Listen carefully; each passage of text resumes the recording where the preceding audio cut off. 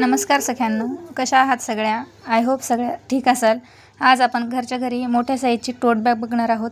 त्यासाठी इथे मेजरमेंट घेतले आहे मी 18 बाय 17 इंचाचे 2 पीस घेतले आहेत.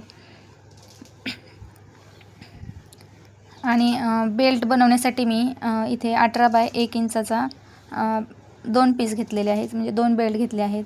आता त्या 2 पीसपैकी एक पीसवर आपण 4 इंचाचा मार्क करून कट करून घेणार आहोत बॅगच्या फ्रंट साईडला पॉकेट बनवण्यासाठी.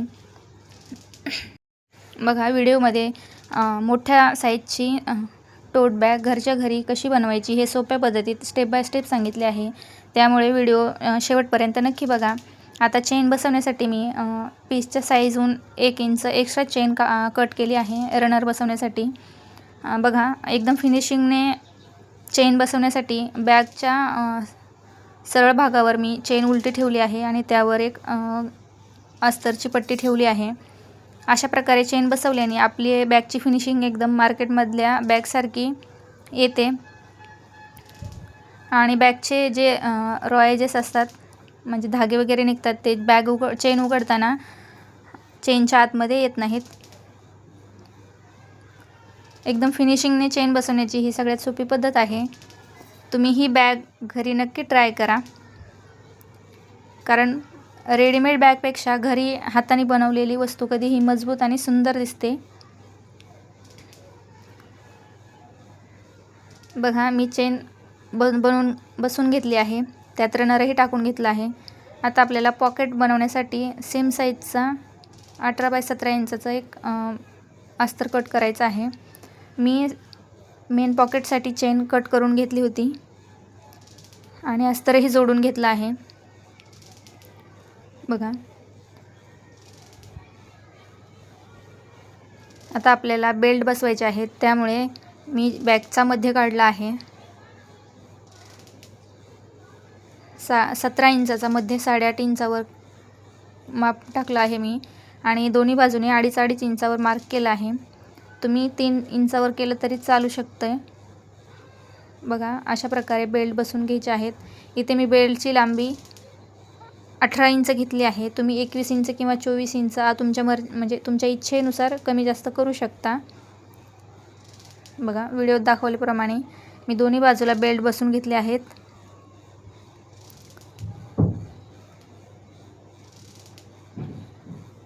आता बॅगच्या दोन्ही सरळ बाजू एकमेकांकडे ठेवून आपण तिन्ही बाजूने शिवून घेणार आहोत.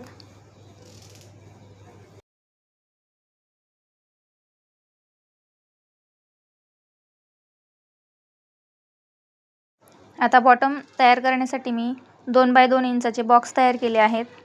बॉटमच्या भागाला दोन्ही बाजूने तुम्हाला बॉटम जर आणखी रुंद हवा असेल तर तुम्ही 2.5 किंवा 3 इंचावरही मार्क करू शकता. मी ते मीडियम साईजचा बॉटम तयार केला आहे. 2 इंचावर 2 बाय 2 इंचावर मार्क करून मी कट करून घेतला आहे. आता आपण तिन्ही बाजूने फिनिशिंग देणार आहोत. अशा प्रकारे पट्टी लावून मी तिन्ही बाजूने फिनिशिंग करून घेतलं आहे. बघा व्हिडिओत दाखवल्याप्रमाणे. आता बॅग सरळ करून घेऊ आणि बॅगला चेन बसवण्यासाठी बॅगची पट्टी चेनची पट्टी तयार करण्यासाठी आपण मेजरमेंट करून घेऊ. बघा तयार 16 इंच बॅग झाली आहे. आता आपल्याला चेन बसवण्यासाठी पट्टी तयार करायची आहे. त्यासाठी मी 4 इंच रुंदीची पट्टी घेतली आहे आणि आपल्या बॅगची साईज 16 इंच तयार झाली होती, तर मी इथे 17 इंच लांबीची पट्टी घेतली आहे. आता तिचा सेंटर काढून कट करून घेणार आहे. बॅगच्या मध्ये मी रबर शीट आणि नॉनवुमेनचा वापर केला आहे. जर तुमच्याकडे नॉनवुमेन नसेल तर तुम्ही आपला कॅरी बॅग किंवा आपली राईस बॅग, आटा बॅग जी असते तिचाही वापर करू शकता.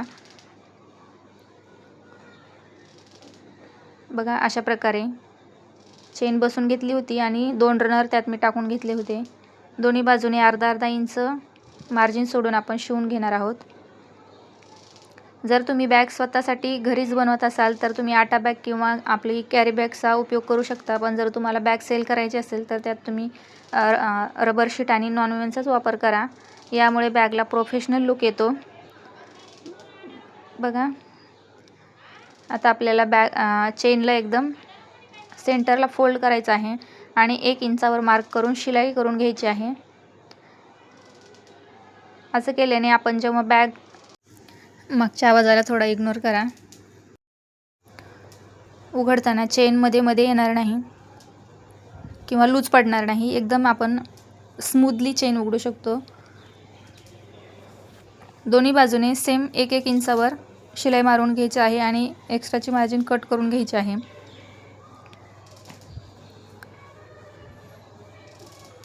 बघा आता चेन बसवण्यासाठी बॅग उलटी करून घ्यायची आहे आणि चेनची सुलट बाजू पण बॅगच्या आतमध्ये ठेवून आपल्याला असं राऊंडमध्ये शिलाई मारून घ्यायची आहे।